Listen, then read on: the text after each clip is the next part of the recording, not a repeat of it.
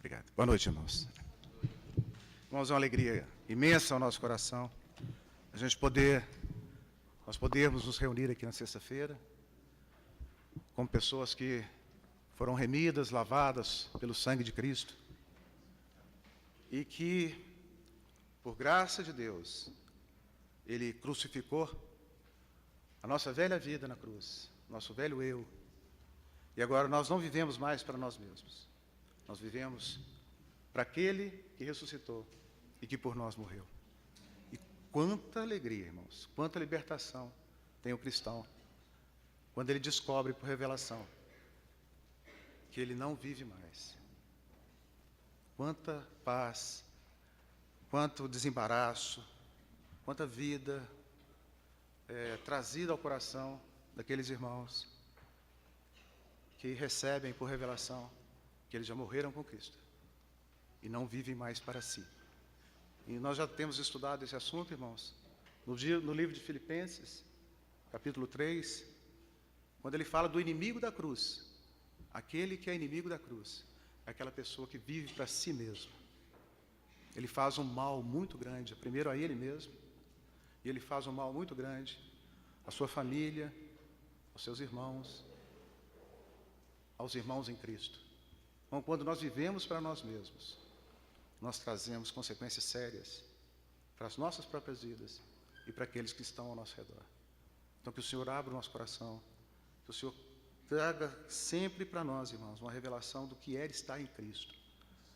Do que é estar em Cristo. Nós já vimos em João capítulo 15, nós estamos estudando, que o segredo das nossas vidas é estar em Cristo. E depois de estarmos em Cristo, depois que nós vivemos em Cristo, nós somos chamados a amar os irmãos. Irmãos, não pense que você possa amar os irmãos sem estar em Cristo. Você não vai conseguir, você não tem poder para isso.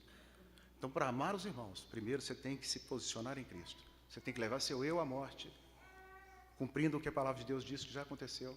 E aí sim, nós entramos numa esfera de que não somos mais eu, agora nós somos nós. Daqui para frente nós somos nós. Amém, irmãos? Nós temos conosco aqui hoje, o irmão Romeu, de São Lourenço, sua esposa Silene. E quero convidar o irmão para estar à frente aqui.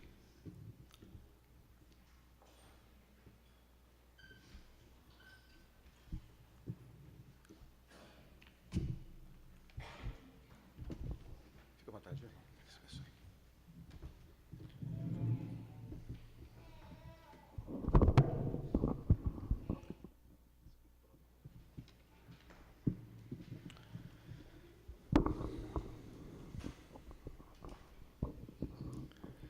Somos muito gratos, amados irmãos, por podermos ter esse fim de semana de comunhão e temos expectativa de que realmente o Senhor fale ao nosso coração. Esse está muito alto. E esse reunir seja focado realmente na pessoa dele. Essa é a nossa expectativa. Não estamos aqui para vermos uns aos outros, não estamos aqui para nenhum tempo especial de estudo bíblico. Nosso coração e alvo é ver algo mais das belezas, das riquezas do nosso Senhor Jesus e, consequentemente, as belezas e riquezas que Ele depositou na igreja. Então, nosso foco para esse final de semana juntos, de comunhão na palavra, será esse tema comunhão. E nós vamos ver não apenas o aspecto da nossa comunhão com Deus, a comunhão do Espírito, mas também, e talvez particularmente, nós vamos ver o tema da mutualidade, ou da comunhão uns com os outros. Parece que, diante do que ouvimos ontem à noite, na reunião com alguns irmãos mais velhos aqui, um tempo de comunhão que tivemos já ontem pela noite, me soou bastante interessante saber que esse tema tem sido estudado bastante pelos irmãos, inclusive em João capítulo 15, conforme foi dito. E esse foi o encargo que previamente o Senhor havia posto em meu coração, esse tema mutualidade. Nós iremos caminhar hoje, de um modo mais geral, numa introdução mais ampla desse tema. E se o Senhor permitir, amanhã à noite e no domingo pela manhã, nós vamos seguir algumas citações, algumas menções de uma palavra, que depois vamos dizer no momento oportuno qual é, que aparece muitas vezes no Novo Testamento, se referindo a essa mutualidade, ou essa reciprocidade, as formas esse termo ser traduzido, ou dessa relação uns com os outros, tanto no aspecto positivo dessa relação, quanto no aspecto negativo dessa relação. O que nós devemos e somos chamados, exortados pelo Senhor, num imperativo, inclusive, de fazermos uns com os outros. O que devemos fazer uns com os outros. E, por outro lado, há também imperativos bíblicos, com a mesma força, sobre o que nós nunca devemos fazer uns com os outros. Então, creio que com a ajuda do Senhor nós poderemos ser muito ajudados, sem dúvida, nesse tema. E assim esperamos, confiando que o Senhor nos dê luz, graça, direção, unção, e fale Ele mesmo, pessoalmente e coletivamente aos nossos corações. Então vamos abrir nossas Bíblias, inicialmente, em alguns textos, para fazermos hoje uma abordagem mais geral. 2 aos Coríntios, capítulo 13, versículo 13.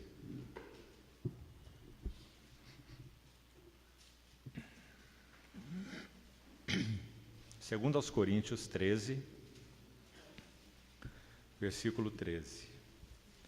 A graça do Senhor Jesus Cristo e o amor de Deus e a comunhão do Espírito Santo sejam com todos vós. Nesse verso vamos destacar essa expressão, a comunhão do Espírito Santo. Ainda na epístola de Paulo aos Filipenses, capítulo 2, Filipenses, capítulo 2, verso 1.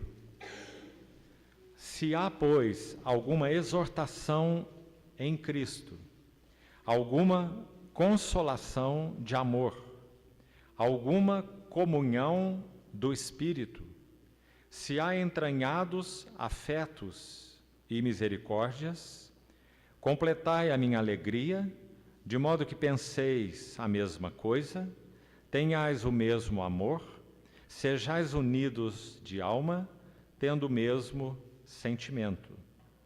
Nada façais por partidarismo ou vanglória, mas por humildade, considerando cada um os outros superiores a si mesmo. Não tenha cada um em vista o que é propriamente seu, senão também cada qual o que é dos outros. E aqui destaquemos a mesma expressão que vimos em 2 Coríntios 13, 13. Está aí no verso 1 de Filipenses 2. Comunhão do Espírito. Vamos orar ao Senhor mais uma vez, colocando diante dele esse tempo.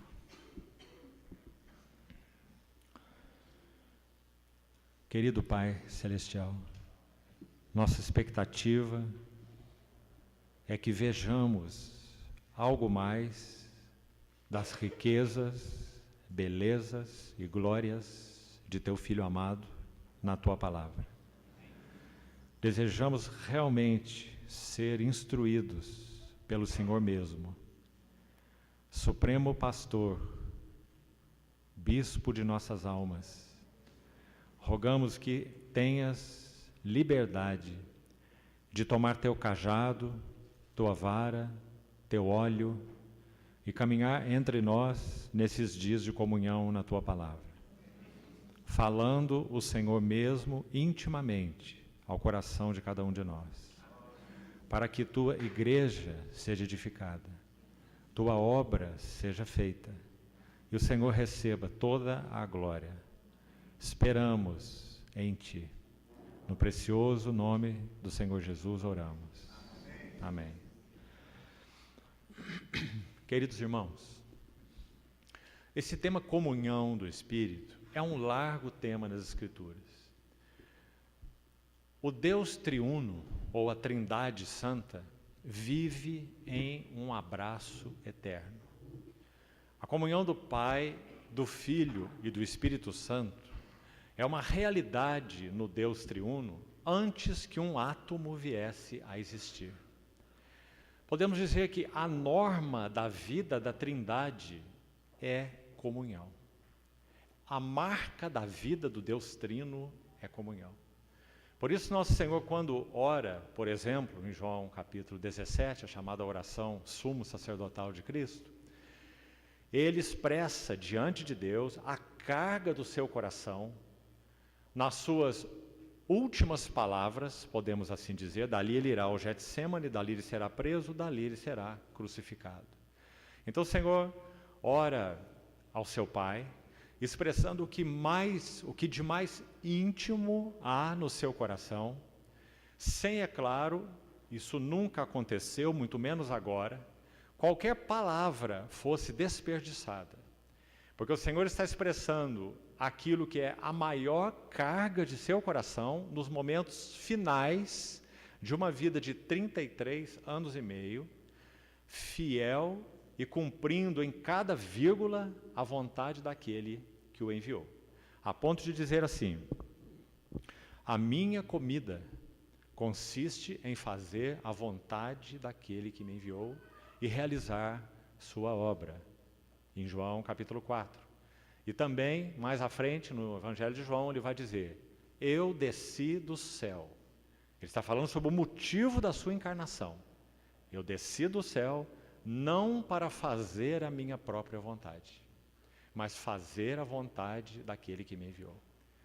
Irmãos, fazer a vontade de Deus, em comunhão com Deus, é claro, era um dos braços, dos sustentáculos da vida humana do nosso Senhor Jesus. Toda essa maravilhosa vida que ele viveu foi baseada nesse primeiro sustentáculo. Ele veio para fazer a vontade do seu Pai. E nada, e ninguém, nem mesmo um dos seus mais chegados discípulos, poderia interferir nessa sua determinação. Se assim o fizesse, como o fez, ele iria ouvir aquilo que ouviu do Senhor: você é para mim um tropeço, porque não cogitas das coisas de Deus. Ele está dizendo: a tua mente não opera de acordo com a mente de Deus, mas sim opera de acordo com a mente dos homens. E a mente dos homens ali era: tem piedade de ti mesmo. Aquela declaração de Pedro para o Senhor. E o Senhor se referiu a ele então como um escandalon, é a palavra ali, ou uma pedra de tropeço. Por quê? Porque a determinação de nosso amado e fiel Senhor era realizar plena e cabalmente a vontade do seu amado Pai Celestial. Então, por que foi assim? Porque tudo que o Filho executou na realização dessa vontade suprema, ele realizou na plena comunhão de seu Pai. Ele não teve nenhuma iniciativa própria. Tudo que ele fez era um reflexo da íntima, da inigualável, podemos dizer, da ininterrupta, que não é o nosso caso, nem como regenerados, infelizmente, mas era o caso dele. Uma ininterrupta comunhão com seu Pai. E essa comunhão é chamada na palavra de Deus, nós já lemos 2 versículos, e há outros abordando a mesma verdade, direta ou indiretamente, que essa comunhão é promovida por uma pessoa, e essa pessoa é o Espírito Santo de Deus, o Espírito eterno. Então nós vimos 2 vezes aí, primeiro, 2 Coríntios 13, o amor de Deus, que é a fonte de todas as coisas, o amor do Pai, o amor de Deus o Pai, a graça do Senhor Jesus. Por que a graça está ligada ao Senhor Jesus? Porque graça é a encarnação do amor. O amor de Deus, digamos, era algo impalpável para nós. Mas quando o verbo se faz carne, então podemos dizer, o amor de Deus se encarna na pessoa do nosso Senhor Jesus. Por isso João vai dizer que ele era cheio de graça e de verdade. Então graça é a encarnação do amor do Pai na pessoa do Filho. E o Espírito Santo é caracterizado por que palavra? Se nós olhamos atentamente o texto, 2 Coríntios 13, nós vemos que amor está ligado diretamente a essa fonte do amor eterno, que é o Pai eterno. Ele é o Pai de amor, o Pai das misericórdias. Então, o amor de Deus, o Pai. Aí, então, nós temos a graça de Deus, o Filho, o Senhor Jesus. Porque da sua plenitude recebemos graça sobre graça. Ele é cheio de graça e de verdade. Ele é a encarnação e expressão prática, humana, do amor eterno de Deus, o Pai. Então, graça é uma palavra conectada diretamente ao nosso Senhor Jesus. E, finalmente, a terceira pessoa divina, igualmente divina, o Espírito Santo, tem uma palavra conectada a ele. E é a palavra comunhão. Isso realmente deve chamar nossa atenção. Não é, e isso é óbvio, creio, que o amor ou a graça não sejam realidade na pessoa do Espírito, a graça não seja realidade no Pai, o amor não seja realidade no Filho, nem no Espírito, é claro. Tudo que uma pessoa, podemos assim dizer, já que Agostinho disse que usava o termo pessoa, porque ele não encontrava nenhum melhor. Porque é muito complicado nós nos referirmos à relação eterna e triuna de Deus Pai, Filho e Espírito, né? Mas como nossa linguagem é tão pequena e tão limitada, pessoa é a melhor palavra, mas não indivíduo. Então, na vida da Trindade não há individualismo. Há pessoas distintas, mas que vivem em plena e absoluta inter-relação e comunhão. Então, a pessoa do Pai, a pessoa do Filho, têm comunhão entre si, podemos assim dizer, apenas para o nosso entendimento desse mistério, que é a Trindade. Pessoa do Pai, pessoa do Filho, tem comunhão entre si em uma terceira pessoa. Quando nós temos comunhão uns com os outros, na nossa limitação humana, falando de comunhão de pessoa para pessoa, é claro, nós não temos comunhão em outra pessoa. Nós temos comunhão de uma pessoa para com outra pessoa. E usamos nossas faculdades que o Senhor nos deu, usamos nossos sentimentos, usamos nossa mente, usamos nossas palavras, não é? A capacidade de interação que o Senhor nos deu. E temos comunhão pessoa com pessoa. Em Deus isso é muito mais profundo. Em Deus a comunhão do Pai e a comunhão do Filho se dá em uma terceira pessoa. É o Espírito Santo que é o Espírito de comunhão. Por isso, irmãos, essa comunhão é perene, essa comunhão é inviolável, essa comunhão é plena. E por isso ele é chamado de o Espírito de comunhão. O que nós recebemos da parte de Deus foi a comunhão do Espírito. Então, como falávamos, quando o nosso Senhor ora em João 17, ele diz assim: não rogo somente por estes. João 17, 20. Estes se refere àqueles que estavam sendo discipulados por ele, é claro. Não rogo somente por estes, mas por aqueles que vierem a crer em mim, por intermédio da tua palavra. Graças ao Senhor, nós estamos aí. Esses somos nós e todos aqueles que creem. Aí ele segue assim: e oro em que sentido?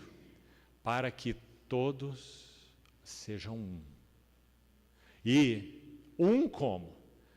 Tem uma boa comunhão social, uma comunhão de ideias, empatia, simpatia. Gostamos muito dessas palavras, mas isso, na verdade, é uma miséria diante da comunhão da Trindade e do significado dela. Não é comunhão de empatia, não é comunhão de eu gosto, eu tenho afinidade, nada disso. Como és tu em mim e eu em ti, também sejam eles em nós, para que o mundo creia que tu me enviaste. Amados irmãos, o que nosso Senhor está dizendo? Nós temos que tomar fôlego e ler o versículo de novo. Ele está dizendo que a comunhão triuna, eterna, santa, perfeita, plena, uma comunhão que não precisa de ninguém, de nada, não precisa criar, muito menos redimir. Deus não fez isso por necessidade, porque Deus não tem necessidades. Se ele tivesse necessidade, não seria perfeito. Quando ele fez algo, seja no sentido de criar ou de redimir posteriormente, ele fez compungido pelo seu próprio ser, e não por nada externo a ele, nem por necessidade nenhuma, nem pela necessidade dos pecadores. Ele fez compungido pelo seu próprio amor, porque Deus é amor. Compreende isso, querido irmão?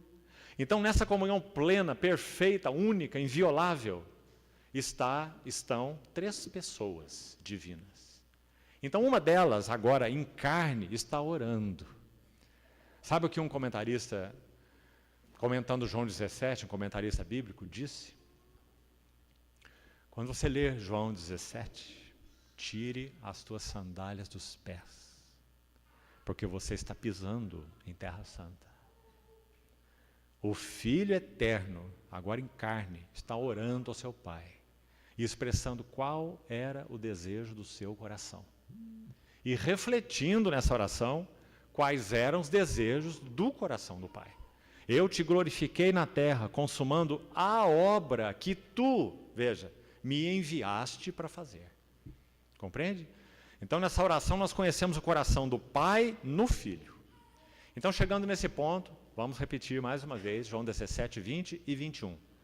Não rogo somente por estes, mas rogo também por aqueles que vierem a crer em mim por intermédio da tua palavra, para que todos sejam um. E assim como és tu, ó Pai, em mim e eu sou em ti, sejam eles em nós, para que o mundo creia que tu me enviaste. Vamos tentar interpretar esse versículo. Nosso Senhor está dizendo que a qualidade singular de comunhão que ele tem com seu Pai pelo Espírito, ela seja trazida dos céus para a terra, para dentro da vida, do coração, do ser e do relacionamento daqueles que vierem a crer nele. Em outras palavras ainda, a mesma verdade, ele está orando para que nós sejamos introduzidos, ouça com cuidado, na comunhão da Trindade. Não esqueça a palavra comunhão, senão você vai pregar heresia. Nós não fomos chamados para ser introduzidos na Trindade, porque ninguém pode ser introduzido na Trindade. A Trindade é Deus, e ninguém pode ser introduzido na divindade, compreende? Deus é Deus, e tudo mais foi feito por Ele. É criado, é limitado, tem início, né? Mas a Trindade não. Então nós não vamos ser introduzidos na Trindade. Nós vamos ser introduzidos, e fomos introduzidos, né? Nosso Senhor orou por isso, na comunhão da Trindade. Agora, irmãos, que santo privilégio é esse? Entrar na comunhão da Trindade significa que nós poderemos experimentar aquilo que a bendita e santa Trindade, podemos dizer, se deleita em possuir. O que a Trindade Santa se deleita em possuir? Eles possuem alegria mútua. Eles possuem paz perene, essas 3 pessoas, elas possuem paz perene, elas possuem alegria completa. Aliás, vamos lembrar juntos, vamos abrir nossas Bíblias, por favor. 1 João capítulo 1, olha o que João falou sobre essa comunhão. 1 João capítulo 1, vamos ver a partir do verso 1. Antes de ler, peçamos ao Senhor que nos ajude a saborear essas palavras. E quem sabe penetrar no mesmo espírito que capacitou João para não só escrevê-las, mas capacitou João para ministrá-las. Porque sabemos que ele é o apóstolo da comunhão. Os 5 livros que João escreveu no Novo Testamento têm como foco, podemos dizer, uma palavra. E essa palavra é união. É o foco de João em tudo que ele escreve. Até no Apocalipse, viu? Como já falamos algumas vezes, acho que até aqui entre os irmãos. É uma pena quando nós abrimos o livro do Apocalipse e nós vemos bestas e gafanhotos para todo lado. Mas não vemos a união da noiva com o noivo, para o que nós fomos chamados. Esse é o foco do livro. Se não vemos isso, não vemos nada naquele livro. Porque o coração de João, então, ele tem essa nota central em tudo que ele escreve, porque essa foi sua experiência com o Senhor. Lembre-se, entre os 12, ele foi aquele que reclinou a cabeça no seio, no peito do nosso Senhor Jesus. E ele vai dizer, ninguém jamais viu a Deus. O Deus unigênito que está no seio do Pai é quem o revelou. E mais à frente, o mesmo Evangelho, capítulo 13, verso 23, vai nos mostrar João conchegado no peito do Senhor Jesus. Quando ele vai perguntar a ele quem era o traidor naquela última Páscoa, na ceia. Então, essa é a realidade de João. Então, olha o que ele vai escrever nessa epístola, os primeiros versículos. Vamos ler com cuidado. O que era desde o princípio. O que temos ouvido, o que temos visto com os nossos próprios olhos, o que contemplamos e as nossas mãos apalparam com respeito ao verbo da vida. Irmãos, a Bíblia tem que ser a palavra de Deus, não tem? Como que alguém pode começar um livro dessa maneira? Você já viu alguém escrever dessa forma? Já leu algum filósofo escrevendo assim? Você conhece alguém? Olha como João começou. O que era desde o princípio. Ele tem uma revelação clara do Deus Trino e da comunhão da Trindade. E ele tem o privilégio de dizer, o que era desde o princípio, nós vimos com nossos próprios olhos. Apalpamos com nossas mãos. Contemplamos, que fala de um olhar detido, um olhar meticuloso. Não é só um olhar geral, não é? Podemos dizer que João, o discípulo, foi aquele que estudou no sentido de comunhão, né? Não estou dizendo no sentido intelectual apenas, a pessoa do Senhor como que de cima embaixo. Ele amava o seu Senhor tão apaixonadamente, que quando ele escreve seu evangelho, uma obra de arte, o evangelho de João, 21 capítulos, ele descreve fatos da vida humana do Senhor que se passaram mais de 60 anos antes dele escrever o evangelho. Você pode imaginar? Talvez, irmão, se você hoje tiver 30 e poucos anos, com mais 60, você já está sem memória. João não. João escreveu o seu evangelho com mais de 90 anos. Escute uma frase dele, por exemplo, no capítulo 10. Celebrava-se em Jerusalém a festa da dedicação. Ponto. Era inverno. Ponto. Jesus passeava no pórtico chamado de Salomão. Como pode o velhinho escrever isso? Porque onde há amor, há memória. E ele amou profundamente o seu querido Senhor. Então ele começa essa epístola dessa maneira tão linda. O que era desde o princípio. E temos visto, ouvido, apalpamos e contemplamos. Ele vai dizer, é o verbo da vida. Que maravilha, irmãos. Aí ele vai dizer, seguindo, e a vida se manifestou. Cada palavra é doce, não é? E a vida se manifestou. E nós a temos visto. E dela damos testemunho. E vô-la anunciamos. Escute agora. A vida eterna. Isso para João não é um atributo de Deus. Compreendeu? Nós falamos, e não que esteja errado, nós falamos assim, ele nos deu vida. Aliás, a Bíblia diz isso, né? Ele nos deu vida. Então parece, por termos assim, que ele é uma coisa e a vida é outra, né?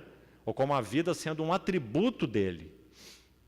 Na verdade, João vai explicar, aqui já está claro nesse versículo que estamos lendo, e vários outros. Aqui mesmo, na primeira epístola, no capítulo 5, ele vai dizer que a vida está nele. No Evangelho também ele disse no capítulo 1, a vida estava nele, e a vida era a luz dos homens. Quem tem o Filho, tem a vida. Porque a vida não é algo que ele dá, a vida é ele mesmo. Então, quando ele dá a vida, na verdade, o que ele está fazendo? Ele está se dando. E não dando vida à parte dele, como se fossem duas coisas separadas. Por isso, João vai dizer, a vida eterna. Aí, para que entendamos muito claramente, então, como já falamos que não é um atributo, olha como ele coloca. A qual estava com o Pai. Ele personificou a vida. Certo? Ele diz que a vida não é um atributo. A vida estava com o Pai. Porque essa vida é o verbo da vida, é o logos da vida, é a palavra da vida, é o Filho. Ele é a vida. Né? Então a vida se manifestou, a vida eterna que estava com o Pai e nos foi manifestada. O que temos visto e ouvido, anunciamos também a vós outros, Agora vamos ler ainda com mais cuidado. Vá olhando para a sua Bíblia. O que vimos e ouvimos, anunciamos também a vós outros, para que, todas as vezes que você lê na sua Bíblia, para que, faça a pausa. Porque são versículos que estão falando de propósito, não é? Quando você diz, eu vim aqui para, você vai falar qual é o seu propósito. Então, essa expressão para, denotando propósito, ou para que, é extremamente importante na Bíblia. Em todos os versículos em que ela aparece. Fala do propósito de Deus. Então, nós temos visto, anunciamos essa vida eterna que nos foi manifestada. Para que fazemos isso? Para que anunciamos? Para que vós, igualmente, mantenhais comunhão conosco. Aí ele vai dizer, ora, a nossa comunhão. Esse nossa aqui, queridos irmãos, se refere à comunhão apostólica. Aquele texto de Atos 2,42, que certamente é conhecido de todos os irmãos, e perseveravam na doutrina dos apóstolos e na comunhão, no partir do pão e nas orações. Você pode muito acertadamente, sem nenhum problema, pelo contrário, acho que é vantagem, você traduzir esse verso assim, e perseveravam na doutrina e comunhão dos apóstolos. Compreendeu? Porque é isso que o verso quer dizer. O autor, aqui no caso, tomou a liberdade de traduzir assim. E perseveravam na doutrina dos apóstolos, e na comunhão, e no partir do pão, e nas orações. Mas a ideia é, aqueles irmãos primitivos perseveravam na doutrina e na comunhão dos apóstolos. Qual é a doutrina dos apóstolos? Atos vai explicar, Atos 5,32. Eles não cessavam de pregar e de ensinar que Jesus é o Cristo. Essa é a doutrina dos apóstolos. Os irmãos percebem por que, de modo geral, o cristianismo hoje está tão degradado e tão superficial? Porque a pregação de Jesus, o Cristo, está fora dos púlpitos. Só se pregam vantagens de uma maneira ou de outra. E bênçãos e etc., seja lá o que for, barganhas com Deus e de tudo um pouco. Né? Mas a pregação de Jesus, o Cristo, abandonou os púlpitos. Então, o resultado, fraqueza da igreja, perda do testemunho, mundanidade. Então, a doutrina dos apóstolos, Jesus o Cristo, essa é a sua doutrina, esse é seu ensino. A pessoa gloriosa de Cristo e a obra gloriosa de Cristo. Eles não tinham mais nada para ensinar. Tudo que eles ensinavam falava ou da pessoa gloriosa de Cristo, ou, junto com ele, não pode separar isso, da obra gloriosa de Cristo. Cristo e sua cruz. Decidimos nada saber, senão Jesus Cristo e este crucificado. Essa é a doutrina dos apóstolos. Mas não apenas isso, graças ao Senhor. Por mais preciosa que seja essa doutrina dos apóstolos, nós precisamos de algo mais. Nós precisamos também da comunhão dos apóstolos. Aquela que foi dada pelo Senhor primeiramente aos 12, que eles vieram participar. Mesmo ali na obtusidade deles, até que o Espírito Santo descesse, eles já participaram. E quanto eles valorizaram isso, não é? Então João vai dizer, nossa comunhão. Você vê? Ele tem um nossa particular aí. Ele está se referindo à comunhão apostólica. Nossa comunhão é com o Pai e com seu Filho, Jesus Cristo.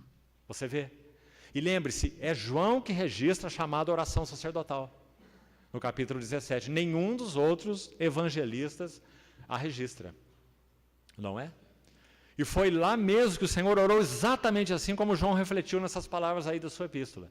Para que eles sejam um, meu Pai, como eu sou em ti, e tu és em mim, sejam eles em nós. Que maravilhoso. Então João está refletindo essas palavras aqui, dizendo assim, ora, nossa comunhão é com o Pai e com seu Filho, Jesus Cristo. Como que o Pai é no Filho? Como és tu, ó Pai, em mim e eu sou em ti, sejam eles em nós. Você já se fez essa pergunta, estudando esse versículo? Como o Pai é no Filho? E como o Filho é no Pai? Porque foi isso que ele pediu. Como eu sou em ti, como és tu em mim, sejam eles em nós. Sabe, irmão, a única maneira que temos de responder esse como, plenitude. E aí você pode agregar muita coisa na frente dessa palavra. Esse como é plenitude de alegria. Toda a alegria do Pai está no seu Filho. Este é o meu Filho amado, em quem eu me comprazo. Plenitude de alegria é o que a Trindade tem, sempre teve e sempre terá. Nada afeta essa alegria da Trindade. Plenitude de alegria, plenitude de paz, plenitude de poder, plenitude de amor, plenitude de satisfação. Como és tu, ó Pai, em mim e eu em ti, sejam eles em nós. Irmãos, é por isso que Paulo ora assim numa das suas muitas orações, que ele registra nas suas epístolas, há 12 em Efésios, uma no capítulo 1, outra no capítulo 3. E a do capítulo 3 ele termina assim: para que sejais tomados de toda a plenitude de Deus. Lembra-se? Que oração é essa? Ali está outro exemplo. Se você for acompanhando espiritualmente Paulo nessa oração, quando você chegar na última frase, você está procurando o ar. Porque é aí que ele vai terminar a sua oração. Para que sejais tomados de toda a plenitude de Deus. Ontem também à noite conversávamos sobre isso com alguns irmãos. Como uma criatura, ou várias, podem ser tomados de toda a plenitude de Deus. Sabe que estritamente, essencialmente falando, isso é impossível?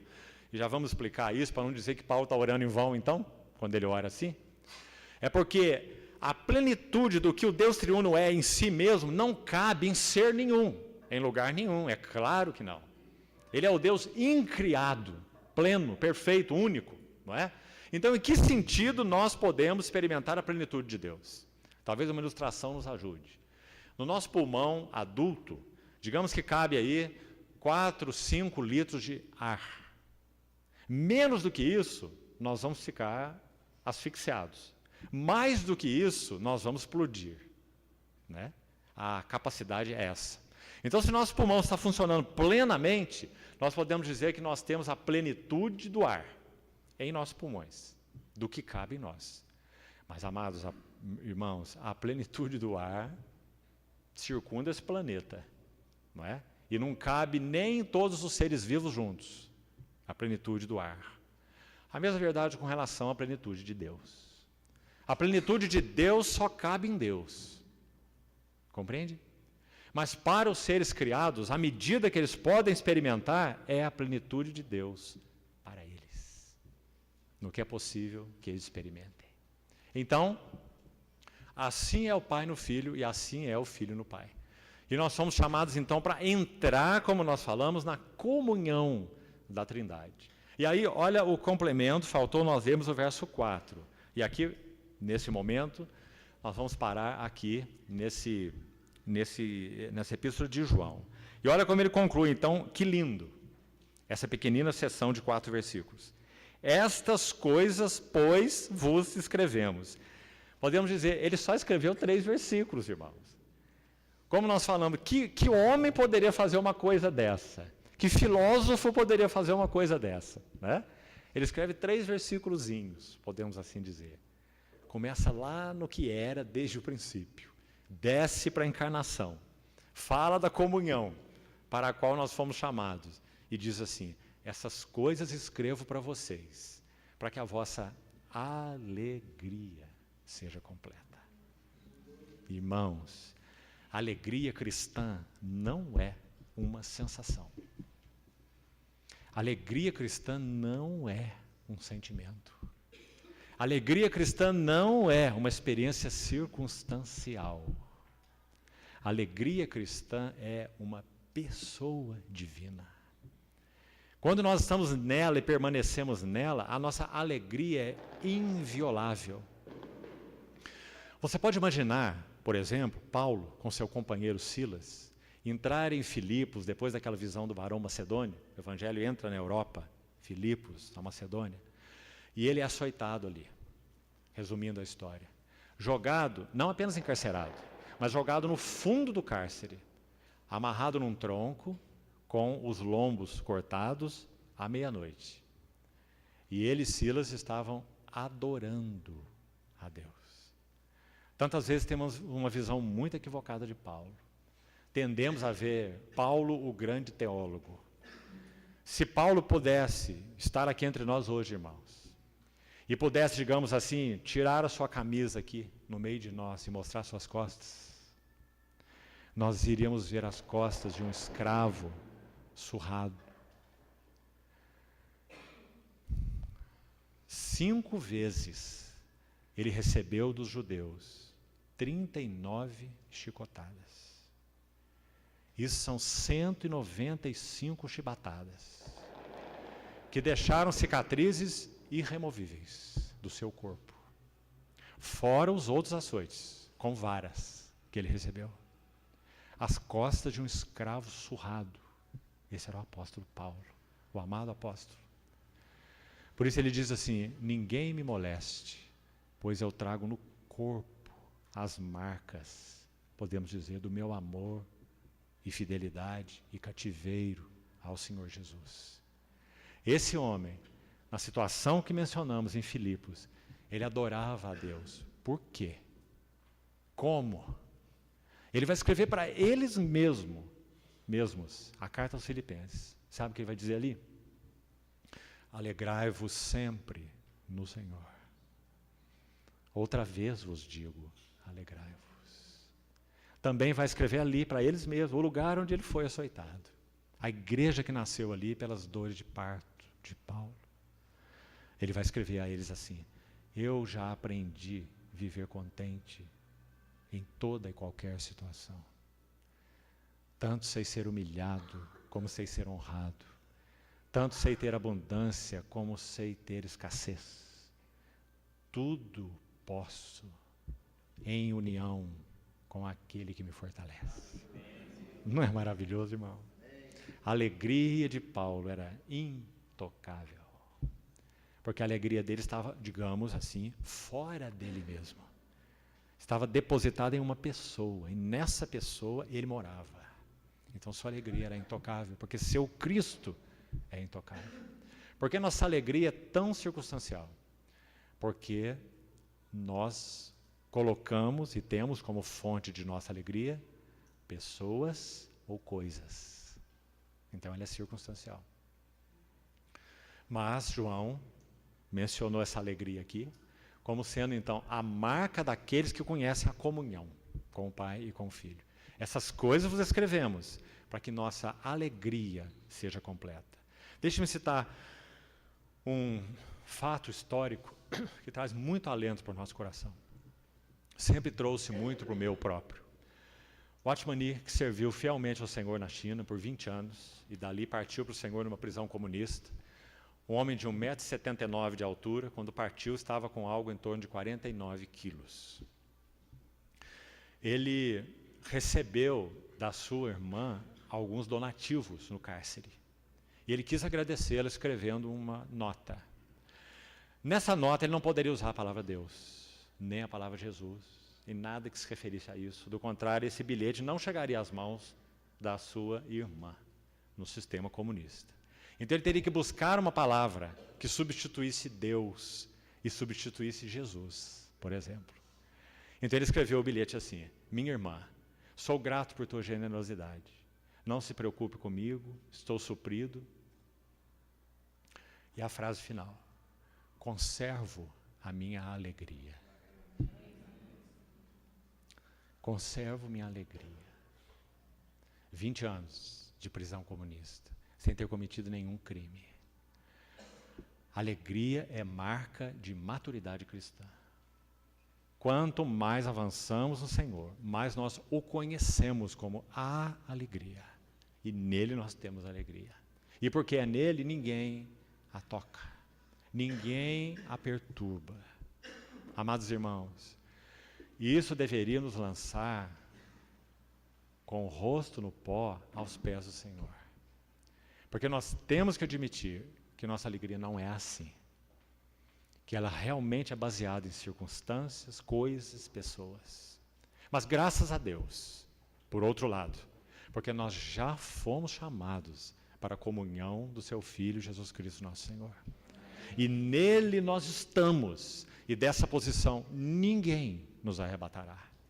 O que resta para nós é avançarmos, como diz Pedro, na graça e no conhecimento de Jesus Cristo, o nosso Senhor. Conhecê-lo é conhecer a fonte da alegria e experimentar a realidade inviolável da comunhão, que ninguém pode arrancar de nós. Quando o Watchman Nee mesmo estava no leito de morte de um evangelista que hoje tem um dos seus livretos traduzidos para 70 línguas diferentes. Tão precioso é o livreto. Ele se chama A Segurança, a Certeza e o Gozo da Salvação, de George Cutting. Quando esse irmão estava no seu leito, prestes a partir para o Senhor, o Otmani foi visitá-lo. E esse irmão pouco podia falar, muito fraquinho já. Então, periodicamente, ele tocava o braço de nosso irmão, que se assentou ao lado do seu leito, tocava o braço dele e dizia uma frase. A frase era: sabe, irmão, eu sou dele. E após algum tempo ele tocava de novo o braço do irmão e dizia: sabe outra coisa, irmão? Ele também é meu. Essa realidade, amados irmãos, ninguém poderá remover de nossas vidas e nem interferir nela. Nós somos dele, ele é nosso. Que cresçamos na comunhão, no conhecimento espiritual do nosso Senhor Jesus. Então, aí João termina essa pequena sessão. Alegria completa. Porque essa nota foi destacada, nós estávamos falando da plenitude da Trindade. João também escolheu a palavra alegria para falar sobre a relação que o Deus triuno tem entre si. Digamos, é uma relação de plenitude de alegria. Lembra o salmista no Salmo 16? Que é messiânico. É um salmo que se refere ao Senhor Jesus. Não deixarás minha alma na morte, nem permitirás que o seu santo veja a corrupção. Você está lembrado desse salmo? Salmo 16. Pedro o cita em Atos 2, quando ele prega a primeira mensagem da história da igreja. Por isso é importante você estudá-la em cada palavra, porque ela é um padrão de toda a pregação cristã. Como que nós devíamos pregar? Temos que aprender com Pedro em Atos 2. Aquilo é pregação, o resto é entretenimento. Então, quando Pedro cita em Atos 2 o Salmo 16, lembra o que está lá? Se refere ao Senhor Jesus. Não permitirás, não deixarás a minha alma na morte, e nem permitirás que o teu santo veja corrupção, pois em ti está a plenitude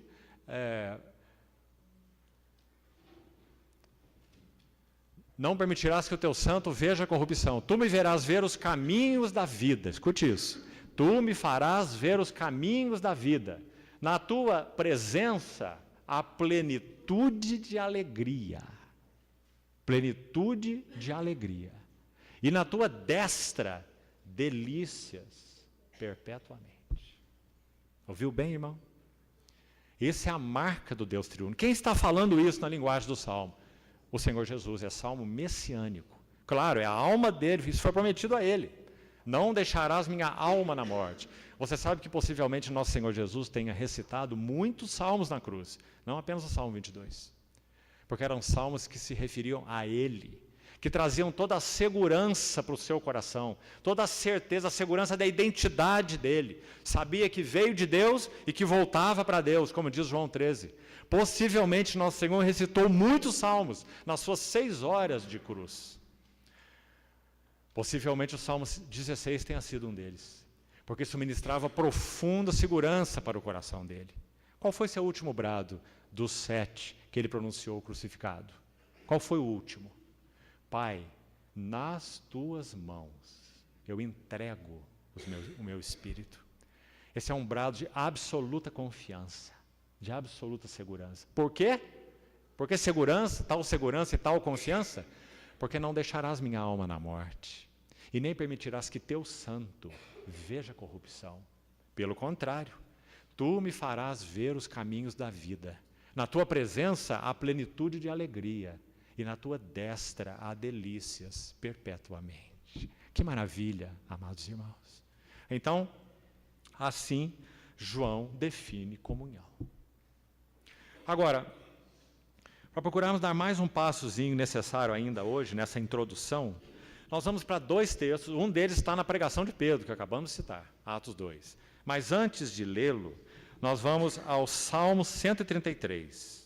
Você sabe que é um salmo maravilhoso sobre comunhão.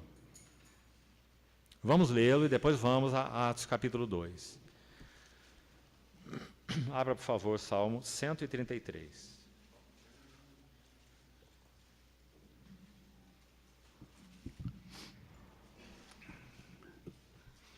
Como esse salmo começa? Ó. Já temos uma mensagem nesse ó.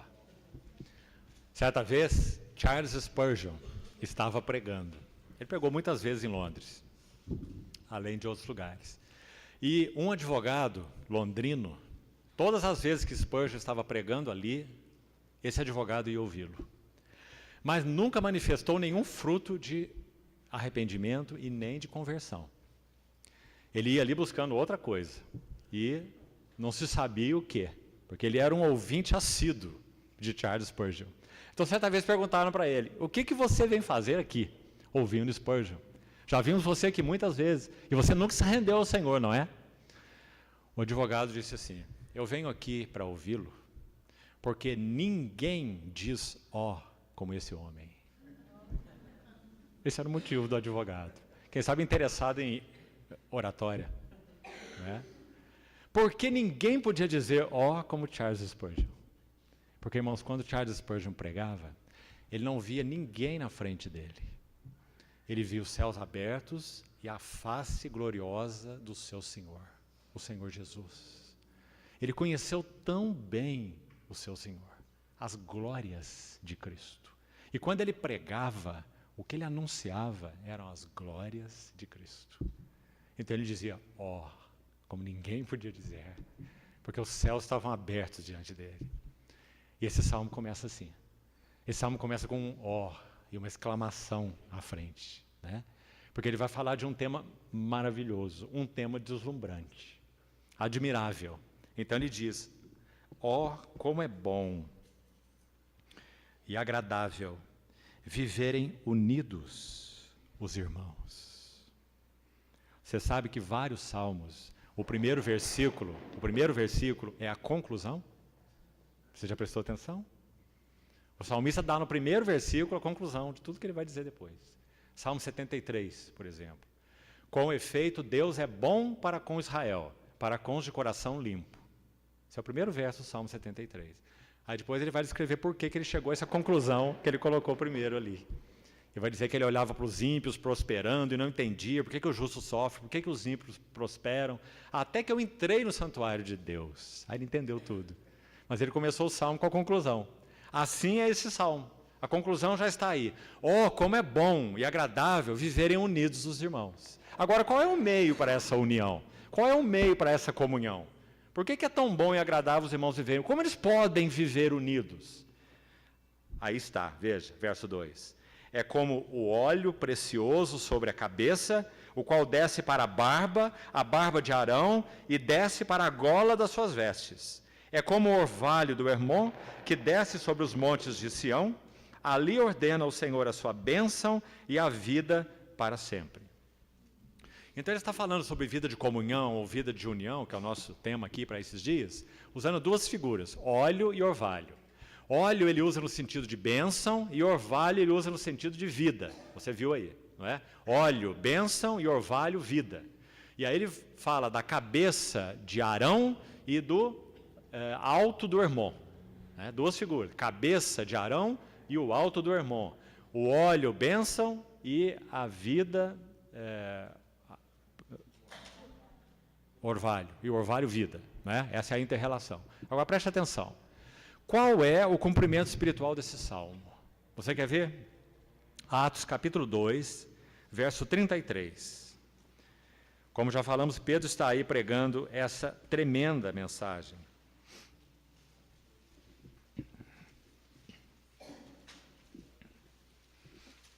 Vamos direto ao verso 33, porque se formos em outro, nós vamos cair na tentação de falar sobre essa pregação e vamos ficar aqui até amanhã. Então vamos direto no verso 33. Olha o que é dito aí.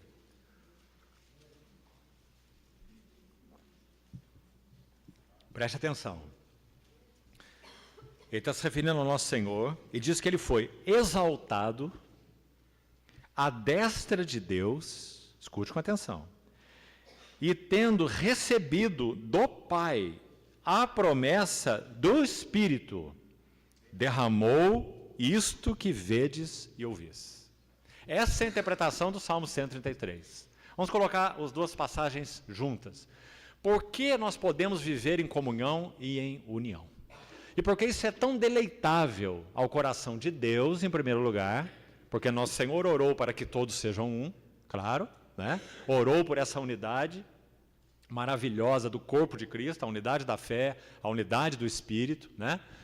Então, por que podemos viver nessa união? Porque um preço foi pago. Essa união, e essa unidade, e essa comunhão é caríssima. Que preço foi esse? Nosso Senhor Jesus, depois de realizar o seu fiel trabalho, obediente até a morte, morte de cruz, por causa de sua fidelidade e obediência, ele entrou na morte e não houve como a morte retê-lo. É um dos tópicos da mensagem de Pedro. Os grilhões da morte não puderam segurá-lo, porque o pecado nunca o tocou. Jesus não teve corpo de pecado, ele teve corpo semelhante ao corpo pecaminoso. Por isso, Romanos 8 diz, semelhança de carne pecaminosa. Tome cuidado. Se você disser que Jesus teve um corpo de pecado, então tem pecado no corpo dele. Então, quando nosso Senhor conclui sua obra, santa como foi, nele não existe pecado. João vai dizer na sua primeira epístola. Então ele entra na morte, mas e agora? Agora a morte tem problemas. Porque o salário do pecado é a morte, não é? Então, colocado de outra maneira, a morte é um império, o império da morte, tem direito de manter agrilhoado nela tudo que o pecado tocou. Compreendeu isso? Porque o salário do pecado é a morte. Então, a morte é um império que mantém preso nela tudo aquilo que o pecado tocou. Agora, o pecado não tocou nosso Senhor Jesus. Nele, ele não cometeu pecado, agora palavras de Pedro, e nem dolo algum se achou na sua boca. Então, quando ele entra na morte, ele causou um grande problema para o império da morte. Porque agora, no seio da morte, está alguém que não conheceu pecado. Então, o que ele faz com a morte? Um autor do século XVII escreveu um bonito clássico sobre o tema. E ele chamou esse fato do Senhor ter entrado na morte e ter vencido a morte de a morte da morte na morte de Cristo. Não é uma linda frase? Ou seja, o dia que o Senhor Jesus Cristo morreu, ele decretou a morte da morte, porque ele destruiu a morte. Compreendeu? Por isso que Paulo escreve assim a Timóteo. Diz que ele usa essa palavra, 1 Timóteo 1. Ele destruiu a morte e trouxe à luz a vida e a imortalidade, mediante o Evangelho. Então, irmãos, Jesus, no ventre da morte, é Jonas no ventre do grande peixe. Ele não se comparou assim? 3 dias e 3 noites? O que o peixe fez com Jonas? Vomitou na praia. Isso é figura da ressurreição do nosso Senhor. A morte não pôde segurá-lo. Por quê? Porque ele não cometeu pecado. Então, depois que ele conclui isso, para onde ele vai? Quando ele foi oculto dos olhos dos discípulos por aquela nuvem, digamos, ficou aí uma indagação, né? Será que ele está lá sobre as nuvens, pairando por aí? Então, nós precisamos das epístolas para saber onde ele está, né? E Pedro, quando pregou a primeira mensagem no Pentecostes, após a descida do Espírito, isso foi 10 dias depois da ascensão do Senhor, não é isso? Ele ficou aqui 40 dias, deu testemunho 10 vezes da sua ressurreição, ascendeu, 10 dias depois o Espírito Santo desceu, no Pentecostes. Então Pedro já vai dizer, por revelação do Espírito, que esse que venceu a morte e ressuscitou, ele foi exaltado à destra de Deus. Agora, olha aqui a linguagem do Salmo 133. Preste atenção, irmão, na beleza disso, para você meditar diante do Senhor e te enriquecer. Quando esse cabeça, o cabeça agora, o Cristo ressurreto, ele vai ao trono, ele recebe a promessa, não é uma promessa e nem um dom. Preste atenção. Ele recebe a promessa e o dom. Por exemplo, Ezequiel 36, versos 25 a 27. Ezequiel vai dizer que o Espírito Santo é a promessa de Deus, que se referia a tudo que o Antigo Testamento queria dizer. Tudo que Deus tinha para dar para o seu povo se resumia numa coisa só: o Espírito. Então, por exemplo, Ezequiel, no capítulo 36, ele vai dizer: aspergirei água pura sobre vós, ficareis purificados das vossas imundícias, dos vossos ídolos, eu vos purificarei, dar-vos-ei um coração novo, um espírito novo. E aí ele conclui assim: e porei dentro em vós o meu espírito, e farei com que andeis nos meus estatutos e os observeis. O que Joel 2 diz também? Pedro cita aqui, na pregação apostólica: derramarei meu espírito sobre toda a carne. Então, irmãos, o Espírito Santo é o dom, é a promessa aguardada, que seria o cumprimento de tudo que Deus prometeu ao seu povo no Velho Testamento. Para eles entrarem nessas promessas, entrarem nessas bênçãos, digamos assim, eles precisariam da habitação do Espírito Santo. Compreendeu, irmão? Se o Espírito Santo não viesse habitar em nós, preste atenção, nós não entraríamos nem nas bênçãos do Cristo crucificado. Nós não poderíamos, claro, nem ser regenerados.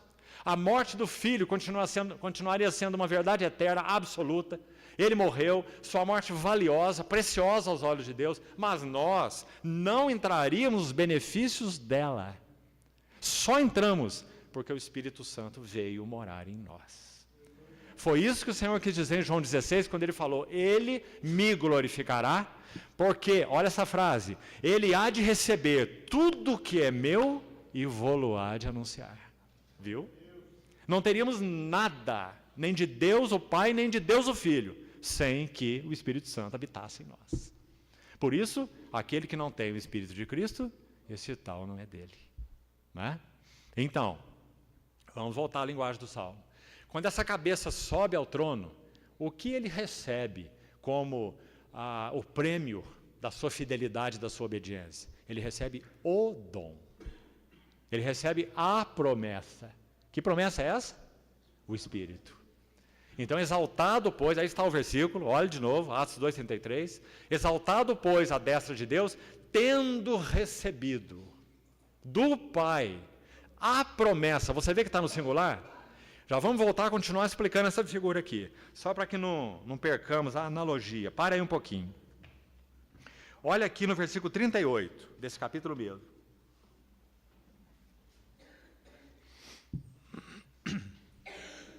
Olha aí. Quando Pedro prega, eles são compungidos no coração, verso 37. Perguntam a eles: que faremos, irmãos? E Pedro responde: arrependei-vos, e cada um de vós seja batizado em nome de Jesus Cristo, para a remissão dos vossos pecados. E aqui queria que você notasse algo, não sei se você já percebeu. E recebereis o quê? Olha aí o no singular, o artigo aí definido singular. Não é um dom, recebereis o dom. Porque como falamos, sem receber esse o dom, nenhuma bênção poderia ser cumprida na vida deles e nenhuma promessa. Então recebereis o dom do Espírito Santo. Agora aí a outra palavra importante na sequência. Pois para vós outros é o quê? Está vendo? Que duas palavrinhas importantes. O dom, a promessa. A grande esperada promessa do Velho Testamento. Por isso derramarei o meu Espírito sobre toda a carne. Joel, que Pedro cita aí na pregação. Compreendeu isso, irmão? Então está o cabeça no trono. Vamos voltar ao Salmo. E agora o óleo sobre a cabeça. Exaltado à destra de Deus, Jesus, o cabeça, ele não seria cabeça se ele não ressuscitasse. Então ele ressuscitou, foi exaltado. Deus o exaltou soberanamente e lhe deu um nome que está acima de todo nome. Filipenses 2.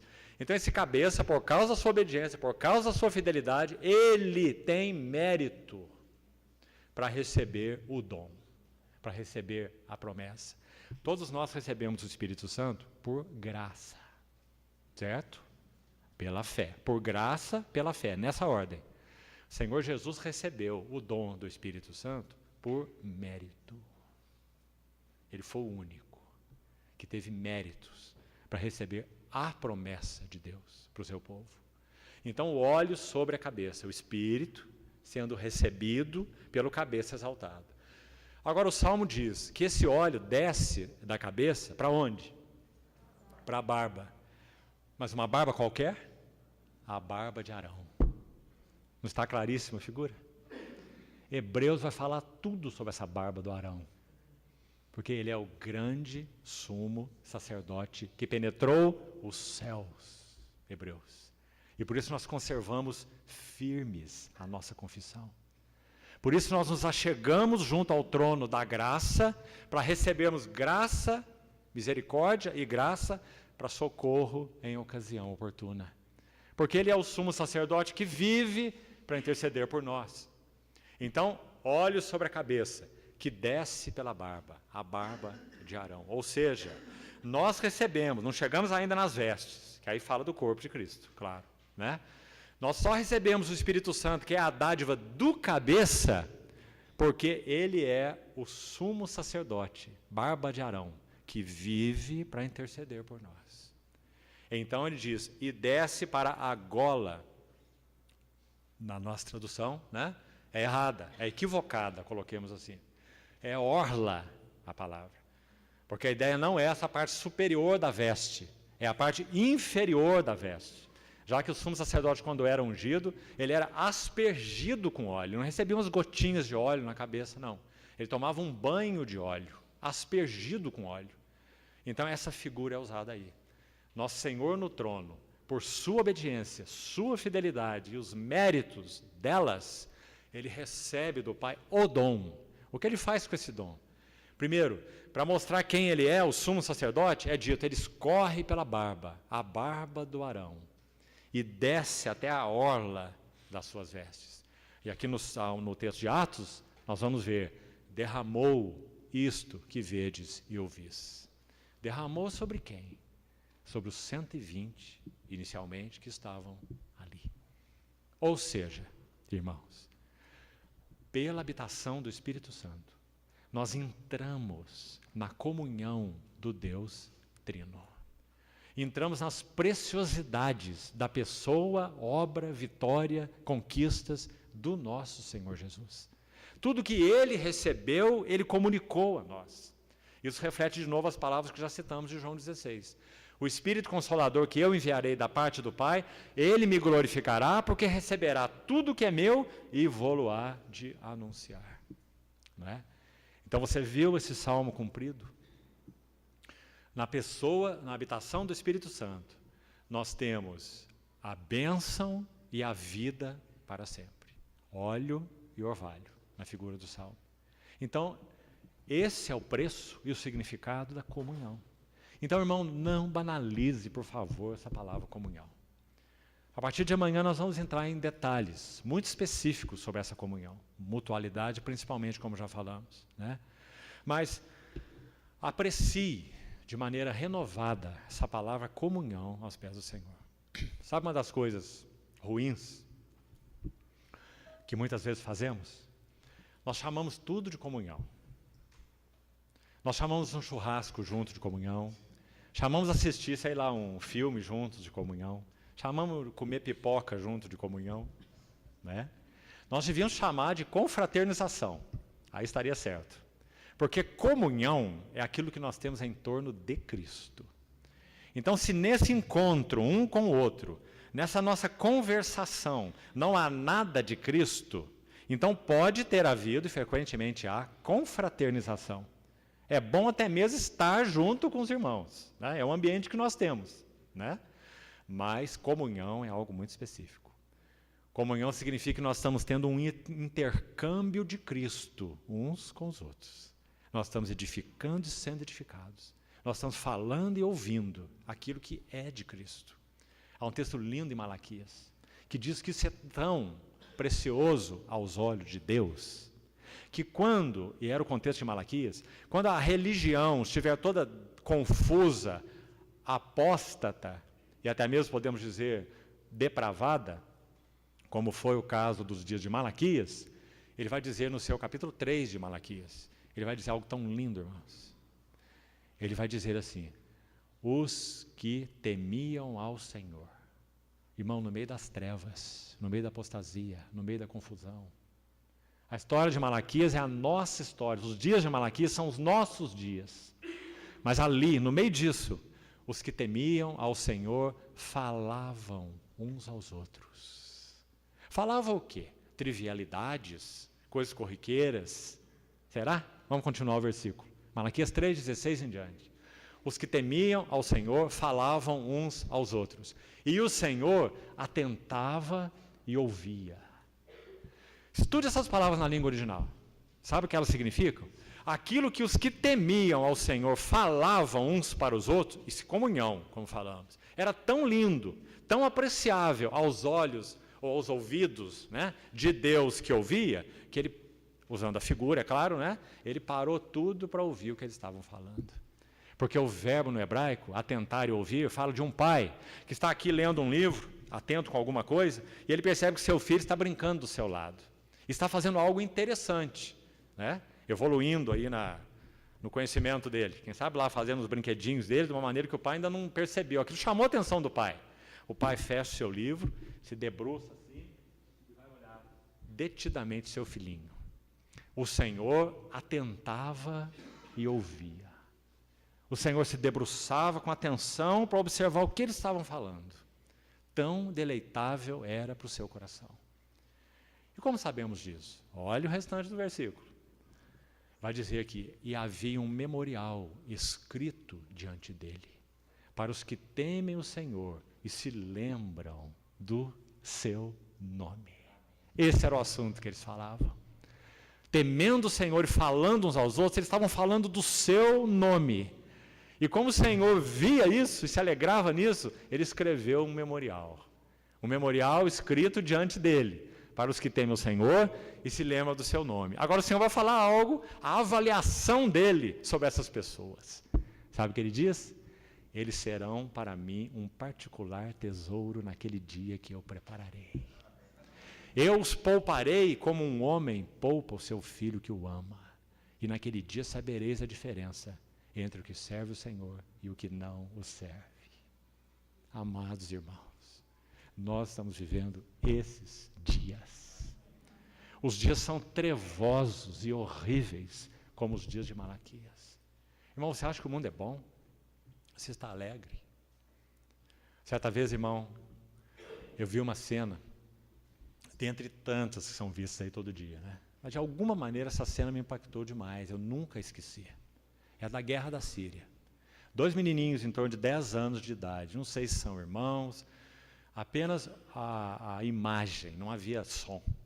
E 2 menininhos, um assentado numa coluna, um bombardeio, derrubou uma coluna, e esse menininho sentou numa coluna, essa coluna derrubada, e ele estava desolado, assentado com os bracinhos sobre a perna e a cabeça assim, um menino pequeno. E havia um outro do seu lado, podia ser seu irmão, podia ser seu amigo, amiguinho, e ele olhava para ele, esse menino assentado, e batia suas mãos nas suas pernas. Não havia som nessa imagem, mas ele estava aterrorizado, como que dizendo, o que está acontecendo? E batia as mãos na sua perna e rogava ao seu amiguinho impávido, assentado na coluna, com a cabeça para baixo. Irmãos, esse mundo é horrível. A igreja no mundo é uma noiva em um monte de lixo. Assim o Senhor a vê. Você gostaria que sua noiva morasse num monte de lixo? Assim o Senhor vê a sua noiva, porque é isso que é. Então você acha que o coração do Senhor é impávido ou que o coração do Senhor se agoniza de ver sua noiva querida na montanha de lixo? Irmãos, é por causa da visão tão clara disso que o João, o amado João, que nós já citamos tanto aqui, vai escrever assim, escute bem, e peça para o Senhor escrever isso no seu coração. Não ameis o mundo, nem as coisas que há no mundo. Se alguém amar o mundo, o amor do Pai não estará nele. Aí João vai fazer um resumo e vai dizer, porque tudo, e tudo significa tudo. Tudo que há no mundo, a cobiça da carne, a cobiça dos olhos, é isso que o mundo tem, cobiça, cobiça, cobiça. Tudo que há no mundo Cobiça da carne, cobiça dos olhos e soberba da vida não procedem do Pai, mas procedem do mundo. Aí, graças a Deus, Ele vai nos dar a boa notícia no final. Ele vai dizer: ora, o mundo passa, bem como as suas cobiças. Nós temos orado para que o mundo passe, quando nós falamos: Maranata, vem, Senhor Jesus. O mundo passa e também suas cobiças, mas aquele que faz a vontade de Deus permanece para sempre. Bendito seja o Senhor. Irmãos, nós somos chamados para essa comunhão. Irmãos, ela é só nossa. O mundo está morrendo porque não conhece essa comunhão. Nós teríamos que mostrá-la até no nosso andar diante do mundo, para que o mundo creia que tu me enviaste. Não é? Vamos concluir aqui, amanhã seguimos. Todo o nosso estilo de vida deveria refletir a comunhão da Trindade que nós possuímos no Espírito, por causa da obra do Filho. Todo o nosso estilo de vida. Sabe, irmão, não sei quanto a você, mas realmente me parece uma impossibilidade total alguém tentar reproduzir num filme que seja a vida do nosso Senhor Jesus. Não te parece igualmente? Nunca, na verdade, senti desejo algum de assistir qualquer filme de Jesus de Nazaré, porque é impossível representá-lo. Compreende? Todos os homens, mesmo que seja cristão, todos os homens são pecadores. O Verbo encarnado é santo, santo e santo. Você pode imaginar o Senhor Jesus, o Verbo encarnado, chorando sobre Jerusalém, na comunhão do Pai, no amor do Pai, rogando por eles, usando a figura de uma galinha, para dizer quem ele era em relação àqueles que ele queria reunir, como uma galinha reúne pintinhos debaixo de suas asas. Mas vós não quisestes. Jerusalém, Jerusalém, que matas os profetas. Lucas diz que ele estava chorando sobre Jerusalém. Será que alguém pode reproduzir essa cena? O que você acha? Quando alguns guardas do Sinédrio, em João 7, foram enviados para prender o Senhor Jesus, eles cometeram o maior erro possível. Humanamente falando, se eles chegassem lá e procurassem lançar as mãos do Senhor Jesus, apenas humanamente falando, né? Quem sabe eles poderiam conseguir alguma coisa. Mas eles cometeram o erro fatal. Aquela escolta foi se aproximando do Senhor e o Senhor estava pregando. E eles pararam para escutar. Esse foi o erro fatal deles. E quando eles pararam para ouvi-lo, eles não conseguiram mover um dedo. O Senhor terminou de pregar, eles tiveram que virar as costas e voltar para aqueles que os enviaram. Irmãos, é muito séria essa passagem, sabe por quê? Porque eles podiam ser decapitados, porque eles não cumpriram sua missão. Então, os que os enviaram perguntaram: mas onde está o homem que vocês foram enviados para prender? E a resposta deles foi: ninguém jamais falou como este homem. Que maravilha! Porque era assim. Mateus capítulo 7 vai dizer, final do Sermão do Monte, porque ele ensinava como quem tem autoridade e não como os escribas. Eles estavam cansados de ouvir os escribas, que atavam fardos pesados, punham no ombro dos outros e eles mesmos nem com o dedo podiam movê-los. Mas agora eles estavam ouvindo a palavra falar as palavras. Você pode imaginar isso? A palavra falando palavras. Então eles tiveram que voltar sem ele. Né? Amados irmãos, nós fomos chamados para participar dessa comunhão que a palavra eterna, a palavra viva, tem com seu Pai pelo Espírito. Como que ele nos proveu essa comunhão? Ele nos deu do seu Espírito. O Espírito que nós recebemos, se formos ser estritos mesmo, nós podíamos chamar de o Espírito do Jesus glorificado. É claro que é o Espírito de Deus, é claro que é o Espírito Santo, é claro que é o Espírito de Deus o Pai, só há um Espírito, certo? Mas se formos ser estritos, o Espírito que nós recebemos, nós teríamos que dizer, é o Espírito do Jesus glorificado. É esse que nós recebemos. Sabe por que isso é tão importante? Porque esse Espírito habilitou, primeiro, esse Espírito preparou um vaso para o Verbo eterno, no ventre de Maria. Descerá sobre ti o Espírito Santo, e o poder do Altíssimo te envolverá. Então está lá o Espírito Santo trabalhando. Ele tem que preparar um vaso humano para o Logos eterno. Que mistério! E lá está ele. Então, ele enche esse vaso. Deus não deu a ele o Espírito por medida. Depois, ele unge esse vaso. Primeiro ele prepara esse vaso no ventre da Maria, habita nesse vaso plenamente, Deus não deu a ele o Espírito por medida, e além disso ele unge esse vaso no Jordão, porque agora é para serviço, né? O Senhor iniciar sua obra de 3 anos e meio. Ele capacita o Senhor durante todo o seu ministério. É dito que pelo Espírito ele pregou, o Espírito de Deus está sobre mim, ele me ungiu para evangelizar os pobres. Nosso Senhor leu isso em Isaías 51, na sinagoga de Nazaré. Lembra-se? Hebreus 9 diz que o Espírito Santo o habilitou na cruz. Pelo Espírito eterno, ele se ofereceu sem mácula a Deus. Hebreus 9, 14. Ou seja, o Espírito Santo ele traçou, acompanhou, habilitou toda a vida humana do nosso Senhor Jesus. Isso significa que, me permita essa expressão que não encontro outra melhor, ele passou por experiência humana na vida do Senhor Jesus. Compreendeu isso? O Espírito Santo. Ele não conhecia nada de experiência humana. Ele é Deus, não é homem. Mas agora ele passa por experiência humana na vida do Senhor Jesus.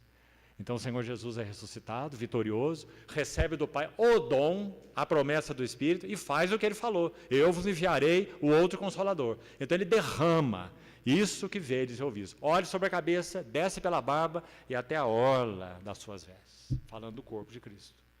Então, ele veio morar em nós, para que nós pudéssemos ter comunhão com ele, pelo Espírito, e esse Espírito de Jesus Cristo tem em si mesmo todas as virtudes e vitórias do nosso Senhor Jesus. Compreende? Então, irmãos, quando nós somos tentados, ele é poderoso, na linguagem de Hebreus, se referindo ao Filho, para socorrer os que são tentados. Como ele socorre? Nós temos dupla advocacia. Um advogado junto ao Pai, 1 João 2, que é o nosso Senhor Jesus. E temos um advogado do Senhor Jesus em direção a nós, é o Espírito Santo. Advogado. Ele enviou o advogado, consolador, parácletos, que pode ser traduzido por advogado, além de consolador, além de exortador. Então, quando o Senhor Jesus envia o Espírito Santo, ele enviou um advogado. Para que serve esse advogado? Para fazer o que os advogados fazem. Ele veio tomar a nossa causa para si. O Espírito Santo. Por isso ele é o paracaleu, o paráclito. Ele veio pegar firme conosco. Ele veio nos consolar, então também é consolador. Ele veio nos exortar, também ele é exortador. Todos os sentidos dessa palavra paracaleu. Mas, sobretudo, irmãos, concluindo aqui, ele veio comunicar a nós, por ser Espírito do Jesus glorificado, todas as virtudes e vitórias do Senhor Jesus. Isso, então, é muito maravilhoso. Nós podemos ser habilitados, suportados, assistidos, né? Consolados, encorajados, livrados em cada etapa de nossa jornada com o nosso Senhor, porque Ele conhece tudo sobre vida humana, o Espírito do Senhor. Então, por isso, Paulo vai enfatizar tanto a questão da vida no Espírito. Andai no Espírito, jamais satisfarei cobiças da carne. O Espírito Santo conhece tudo sobre cobiças da carne. Se nós andarmos no Espírito, as cobiças da carne não serão satisfeitas. Irmão, se você tem lutado com pecados habituais, sabe o que é pecado habitual, né? Aquele que grudou em você como um papel de bala, pegajoso, né?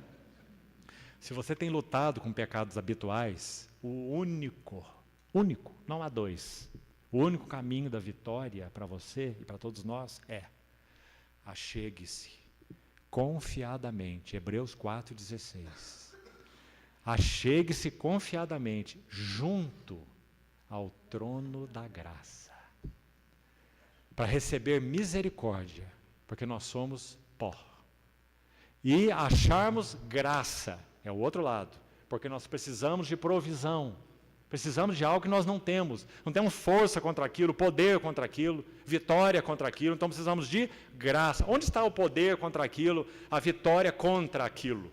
Onde está? Nele, nosso Senhor Jesus, e comunicado ao Espírito Santo, que comunica a todos aqueles que o possuem. Então, quando nós nos chegamos junto ao trono da graça, recebemos misericórdia, achamos graça para socorro em ocasião oportuna. Graças ao Senhor. Porque o Espírito Santo comunica a nós, me permitam repetir isso então, todas as virtudes e as vitórias do Verbo encarnado de Deus. Por isso, onde há o Espírito do Senhor, aí há liberdade. Então, qual é o segredo da vitória? Contemplando como por espelho a glória do Senhor. Nós somos transformados de glória em glória na sua própria imagem. Quem faz isso? O final desse versículo diz, como pelo Espírito do Senhor.